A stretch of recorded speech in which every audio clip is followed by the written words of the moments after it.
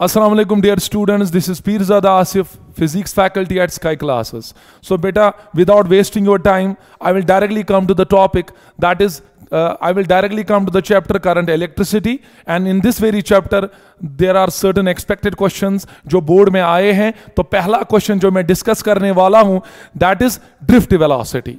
लेकिन इसमें मैंने एक मॉड्यूल बनाया है, मॉड्यूल के हिसाब से जो पहला क्वेश्चन इसमें आ रहा है that is what is the average thermal velocity of electrons inside the conductor. तो इसके लिए मैं आपको बताता चलूं कि जो करंट इलेक्ट्रिसिटी है it is studied under classical physics, and according to classical physics these electrons, I mean to say ये जो यहां पे फ्री इलेक्ट्रॉन्स होते हैं बेटा, they behave as a gas and we call this as an electron gas.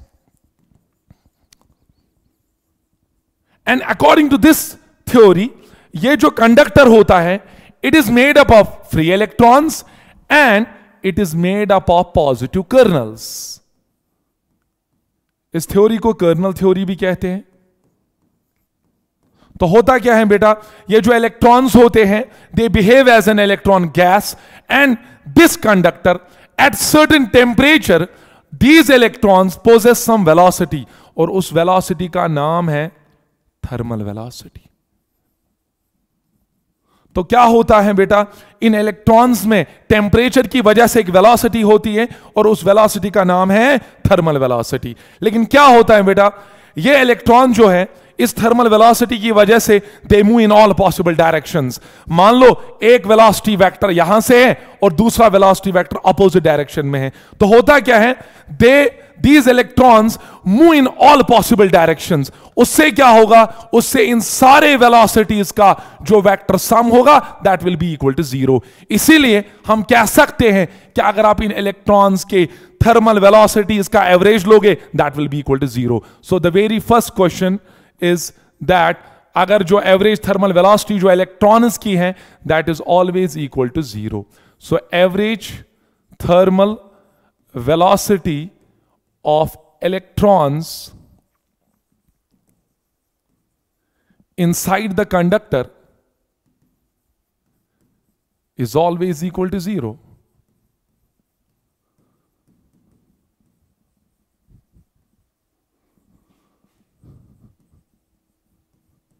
So is it clear?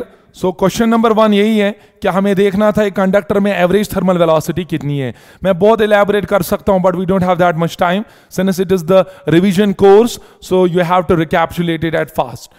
So now क्या हो रहा है, ये कंडक्टर है, इसमें फ्री इलेक्ट्रॉन्स हैं और पॉजिटिव कर्नल्स हैं. फ्री इलेक्ट्रॉन्स में एक वेलोसिटी है due to temperature, we call that as thermal velocity, और ये इलेक्ट्रॉन्स हर एक डायरेक्शन में चले जाते हैं. तो उससे क्या होता है, जो एवरेज निकलता है वेलोसिटीज का वो 0 निकलता है, बिकॉज यू नो वेक्टर्स जब ऑल पॉसिबल डायरेक्शंस में होते हैं तो उनका रिजल्टेंट 0 होता है. So the very first question is the average thermal velocity of electrons inside the conductor is always equal to 0. Let us move to the second question. Now question number 2 is what is the drift velocity? Derive an expression for it. Now मैं क्या कर रहा हूं बेटा, मैं फिर से conductor ले रहा हूं, ध्यान रखो यहां से, और इस कंडक्टर में you know you have the free electrons now and you also have the positive kernels.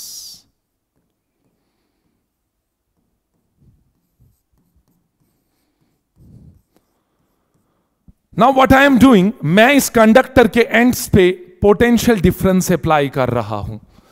एक एंड को पॉजिटिव टर्मिनल के साथ कनेक्ट कर रहा हूं और बेटा दूसरे एंड को नेगेटिव टर्मिनल के साथ एंड कर रहा हूं. Now you know this end is kept at positive potential and this end is kept at negative potential. इससे क्या होगा, इससे इस पूरे कंडक्टर में एक इलेक्ट्रिक फील्ड डेवलप होगा.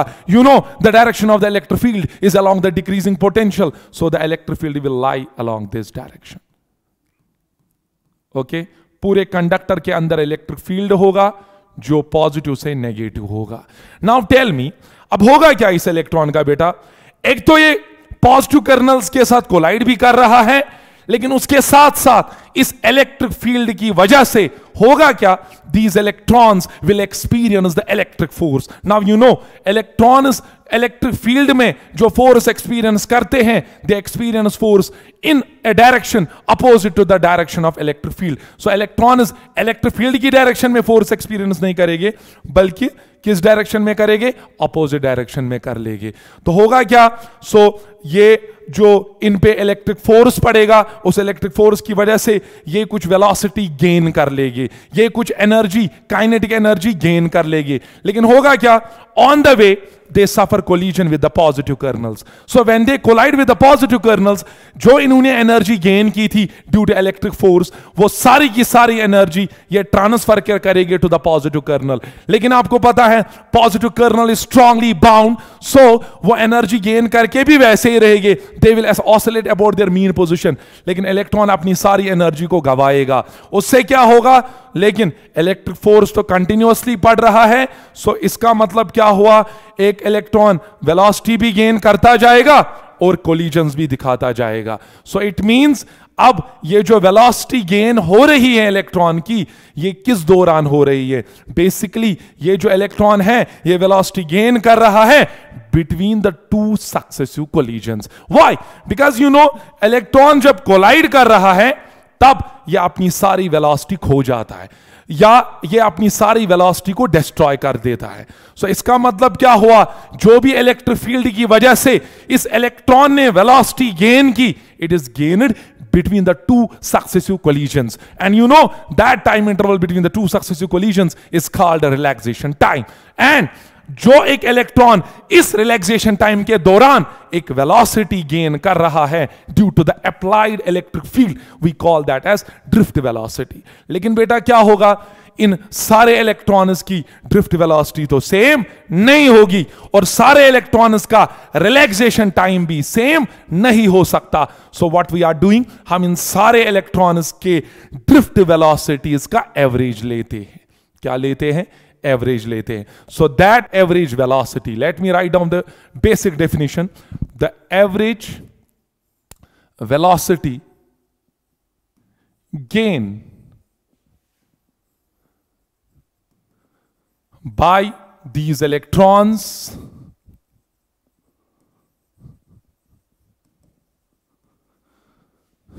when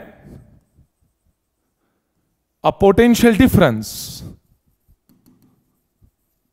is applied during its average relaxation time is called drift velocity. So clear?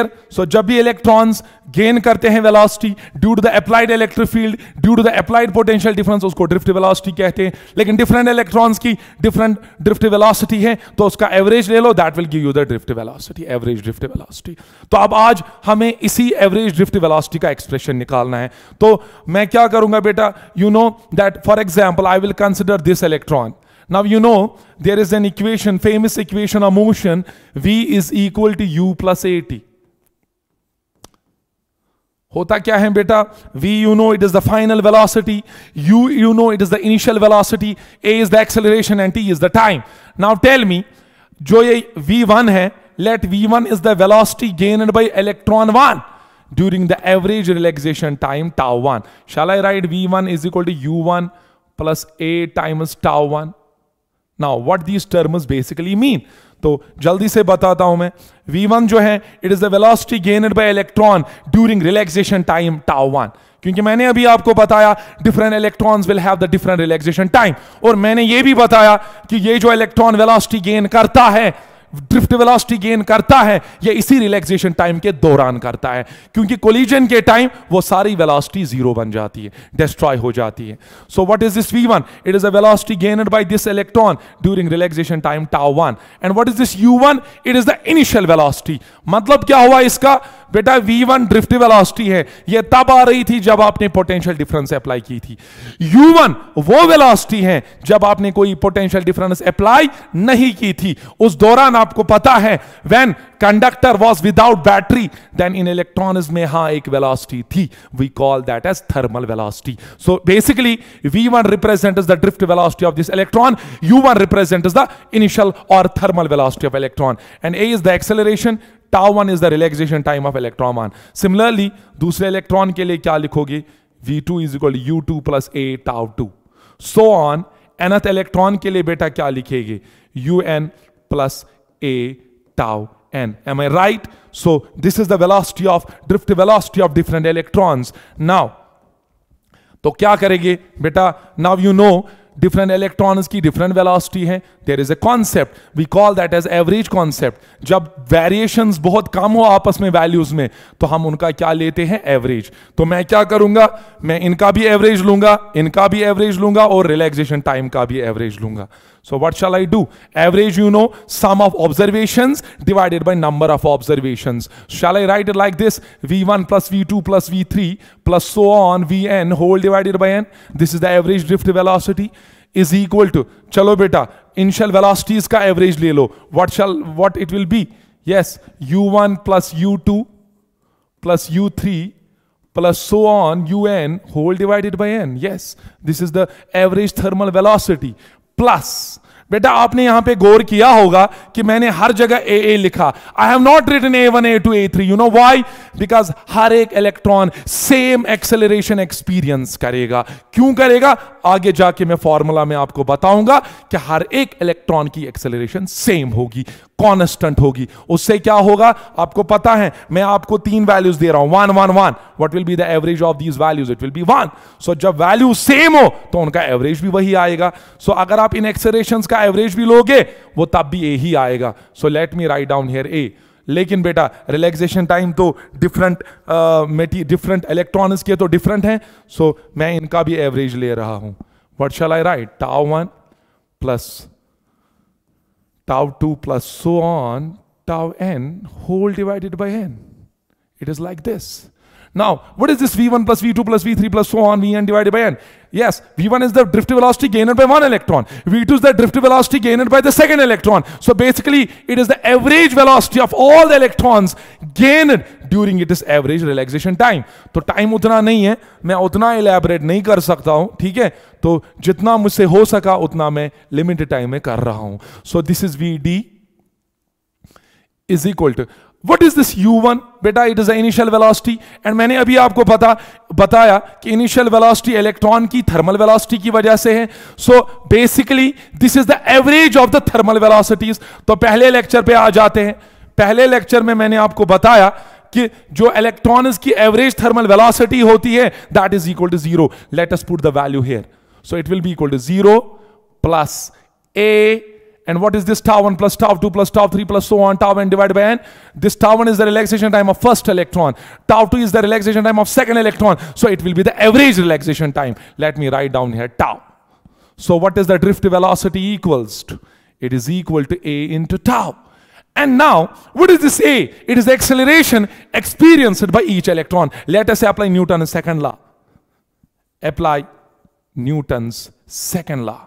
You know acceleration is equal to force by mass, and each charged particle experiences the force which is equal to QE divided by m. But you know, since this is an electron, charge of the electron is E, so shall I write acceleration of each electron is E by m? Now tell me, मैंने क्यों A1 A2 A3 नहीं लिखा था? देखो बेटा, क्या हर एक electron पे सेम इलेक्ट्रिक फील्ड एक्सपीरियंस हो रहा है? हाँ। क्या हर एक इलेक्ट्रॉन का इलेक्ट्रॉनिक चार्ज सेम है? हाँ। क्या हर एक इलेक्ट्रॉन का मास सेम है? हाँ। तो हर एक इलेक्ट्रॉन की एक्सेलरेशन सेम होगी, E by m. Substitute here. So therefore drift velocity will be equal to E by m tau.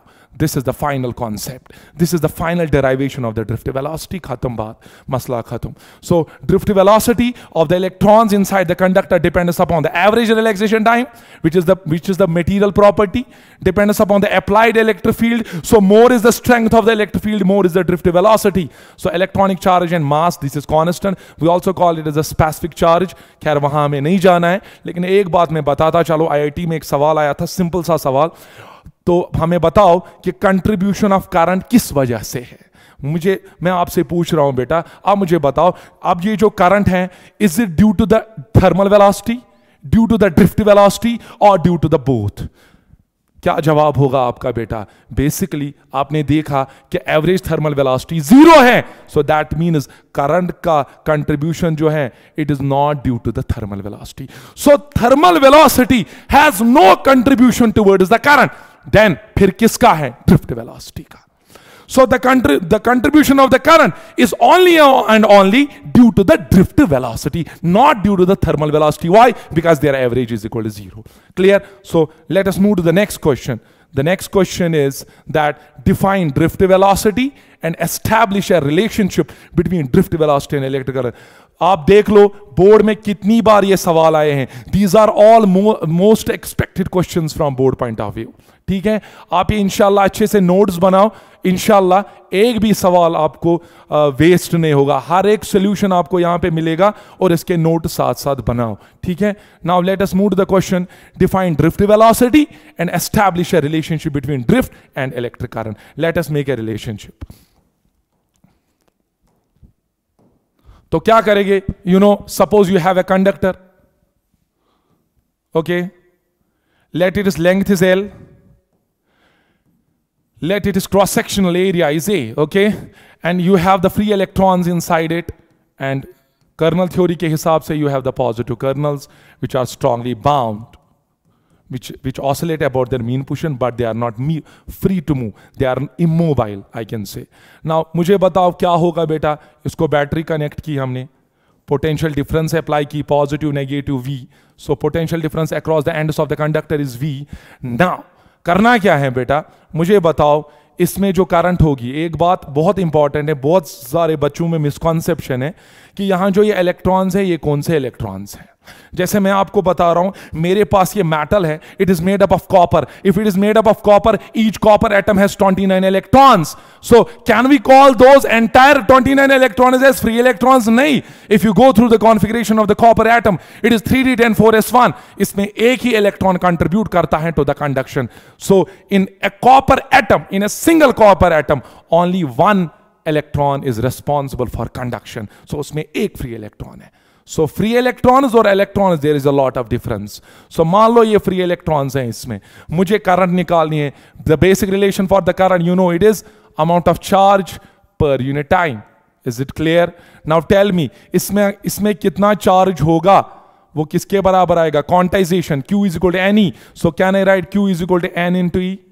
And what is this N? It is number of free electrons. Am I right? Now मैं क्या ले रहा हूं? For example, let N represents number density of free electrons. Yes? N क्या represent कर रहा है? Number density. Number density means number of free electrons per unit volume. So small n मैंने represent की number density, और number density क्या है? Total number of free electrons present in a unit volume. Let us move to the next slide. तो क्या करेंगे? N आ गया बराबर N/V. You know this wire is cylindrical in shape and the volume of the cylinder can be written as cross-sectional area multiplied by length. So small n can be written as N/Al. So n can be written as NaL. So current जो है वो बराबर थी charge by time. तो current जो है, charge के बदले हमने Ne लिखा था, याद होगा आपको, आप देख लो, चार्ज के बदले Ne लिखा था, Ne डिवाइडेड बाई T। तो बेटा यहां पे क्या करेंगे? कैपिटल N जो है उसके बदले NaL लिख सकते हैं, E डिवाइडेड बाई T। बहुत सिंपल है, 3 स्टेप्स में आंसर निकल सकता है। एक बार फिर से देखो, करंट इज चार्ज पर unit time, charge is number of free electrons multiply by electronic charge. So small n represents the number density, number of free electrons per unit volume. So small n बराबर है capital N divided by capital V। तो capital N किसके बराबर आ गया? Capital N आ गया बराबर small n into V। लेकिन V ये तो कंडक्टर है, ये तो वायर है, सिलेंड्रिकल है, सिलेंडर का वॉल्यूम A इंटू L होता है। सो कैपिटल N आ गया बराबर NaL। तो करंट चार्ज बाय टाइम है, चार्ज के ये I आएगा बराबर Ne by T और N आएगा NaL। So what is this L by T? What is this L by T? Displacement covered पर यूनिट टाइम। बेटा ये जो लेंथ ऑफ द कंडक्टर है ये डिस्प्लेसमेंट भी है, and you know average display और डिस्प्लेसमेंट कवर्ड पर unit time, that is the velocity. And वो वेलोसिटी कौन सी वेलोसिटी है? That is the drift velocity. So current किसके बराबर आ गई? NAVD, और you can write it as I is equal to वेन। You can remember it like this, current बराबर है वेन, VDANE। It means clearly current is directly proportional to the drift velocity. So more is the drift velocity, more is the current. Less is the drift velocity and less is the current. ठीक है ना? So क्या किया मैंने? Current charge पर time, charge N into E, N बराबर आ गया NaL। तो ये वैल्यूज पुट करके हमें रिलेशन आ गई करंट और ड्रिफ्ट वेलोसिटी में। नाउ इसके साथ 2 मिनट में आपको कभी एक बार बोर्ड में सवाल आया है, आप इसी ड्रिफ्ट वेलोसिटी का के कॉन्सेप्ट से ओम्स लॉ को डिराइव करो। 2 मिनट में मैं ये डिराइव कर सकता हूं, आप नजर रखो। बेटा आपने देखा कि करंट और ड्रिफ्ट वेलोसिटी की क्या रिलेशन आ गई? I इज इक्वल टू वेन। और अभी आपने एक्सप्रेशन देखा ड्रिफ्ट वेलोसिटी का, वो बराबर होता है E by m tau. Am I right? ठीक है, कंडक्टर है, इसमें पोटेंशियल डिफरेंस अप्लाई की है V, electric field E apply हो रहा है और लेंथ L है। तो इलेक्ट्रिक फील्ड जो होता है you know in terms of potential difference, it can be written as potential difference per unit length. Substitute here, तो ड्रिफ्ट वेलोसिटी किसके बराबर आएगी बेटा? E के बदले क्या लिखोगे? V by ml tau. So ये आ गई ड्रिफ्ट वेलोसिटी। सबस्टिट्यूट करो करंट में, तो बेटा करंट किसके बराबर आएगी? ड्रिफ्ट वेलोसिटी के बदले क्या लिखना है? EV by ml tau, EV by ml tau. ठीक है, और क्या बचा यहां पे? बाकी ANE जैसे हैं वैसे रखेंगे, ANE। बेटा 2 स्टेप्स में आप ओम्स लॉ इससे डिराइव कर सकते हो। देखो क्या लिखना है, थोड़ा सा इसको रीअरेंज करेंगे, ऐसे लिख सकते हैं ANE square tau by ml into V। Now listen, I को इधर ले जाओ, बाकी क्वांटिटी को इधर ले जाओ। ml by ANE square tau will be equal to V by I। Am I right? ml को इधर लाया, ANE स्क्वायर बाय टाउ को नीचे लाया, I को इधर लिया। नाउ सी, अगर आप, since I am talking about the conductor, अगर आप टेम्परेचर कांस्टेंट रखोगे और मटेरियल भी फिक्स रखोगे, कोई मटेरियल या लाइक कॉपर, तो वो फिक्स किया और उसका टेम्परेचर भी फिक्स किया, तो बताओ इसमें क्या क्या चीज कांस्टेंट रहेगी? क्या this m is the mass of electron, क्या ये चेंज होगा? नहीं होगा। This L is the length of the conductor, क्या ये चेंज होगी? नहीं, क्योंकि मैंने फिक्स किया एक कंडक्टर को, उसके डायमेंशंस को फिक्स रखा, उसके टेम्परेचर को फिक्स रखा। सो लेंथ भी कांस्टेंट, क्रॉस सेक्शनल एरिया भी constant, number density of free electrons वो भी constant, because that depends upon the property of material, और मटेरियल में चेंज नहीं कर रहा हूं। इलेक्ट्रॉनिक चार्ज भी कांस्टेंट, रिलैक्सेशन टाइम भी constant. So this entire quantity at constant temperature and keeping the dimensions fixed, this entire quantity will remain constant. So can I से constant is equal to V by I and ratio of potential difference to the current is constant। यही Ohm's law है ना बेटा, और इसी constant का नाम पड़ गया R, so V is equal to IR। So this is quite clear, so you can deduce Ohm's law from the concept of drift velocity। 5 mark का सवाल एक बार बोर्ड में आया है इस पे, so clear। so एक बार फिर से बताऊंगा मैं, I is equal to when, drift velocity is E by m tau, electric field is potential difference per unit length, substitute here it will be EV by ml tau, substitute here VD के बदले लिखेंगे EV by ml tau ANE। rearrange किया इनको, rearrange करके क्या आ गया? A लिखा पहले, NE square tau by ml into V। I को नीचे लाओ, ml को इधर लाओ, ANE स्क्वायर tau को नीचे लाओ। सो स्पेसिफिक टेम्परेचर पे और स्पेसिफिक मटेरियल को लेके कौन कौन सी चीज कांस्टेंट रहेगी? M constant, L constant, A constant, N constant, E constant, tau constant. Material भी कांस्टेंट, डायमेंशंस भी कांस्टेंट रखे, टेम्परेचर भी कांस्टेंट रखा, तब जाके ये सारा कांस्टेंट आ गया। So potential difference by current का रेशियो जो निकला वो कांस्टेंट निकला, and this is what Ohm's law tells. आप बहुतों को मिसकंसेप्शन है, Ohm's law is not basically V by I is equal to R, that is basically the relationship। लेकिन ohms law tells us that potential difference और current का ratio कुछ materials के लिए, सारों के लिए नहीं, कुछ मेटीरियल्स के लिए अंडर कांस्टेंट टेम्परेचर कांस्टेंट रहता है. सो ये आपको ओम्स लॉ यहां से डिराइव हो गया. Let us move to the next question. The next question is deduce Ohm's law from the, that is already derived. So now there is one more concept. थोड़ा मैं आपको बताऊं. कभी क्या आता है, यूजुअली मल्टीपल चॉइस क्वेश्चंस में आता है VI characteristics of ohmic devices. तो पहले आपको पता होनी चाहिए, you know we have Ohm's law. किस किस को पता है Ohm's law क्या है? Basically Ohm's law is basically a condition. It is not a universal law. It is not obeyed by all the materials. This law basically states us that for certain materials like conductors, होता क्या है, the current or potential difference और current का जो ratio होता है that remains constant. And V by I का जो रेशियो होता है बेटा वो रेजिस्टेंस देता है. क्या देता है? रेजिस्टेंस. सो कैन आई से Ohm's law states that for certain materials like conductors, या वो materials जो Ohm's law ओबे करते हैं उनको बेटा ओहमिक डिवाइसेस भी कहते हैं. सो मैं ऐसे स्टेटमेंट बना सकता हूं, this law states that for an ohmic devices the ratio of potential difference to the current always remain constant, keeping the temperature constant, keeping the dimensions of the material constant. So this is what is Ohm's law. लेकिन क्या होता है, इसमें एक limitation है बेटा. Ohm's law जो है, जो ये डिवाइसेस ओबे करते हैं, उन मटेरियल्स में भी अगर आपका वोल्टेज एबनॉर्मल होगा, बहुत हाई होगा, तो कंडक्टर्स भी Ohm's law ओबे नहीं करेंगे. सो एक डिवाइस होता है ओहमिक बेटा, दूसरा है नॉन ओहमिक.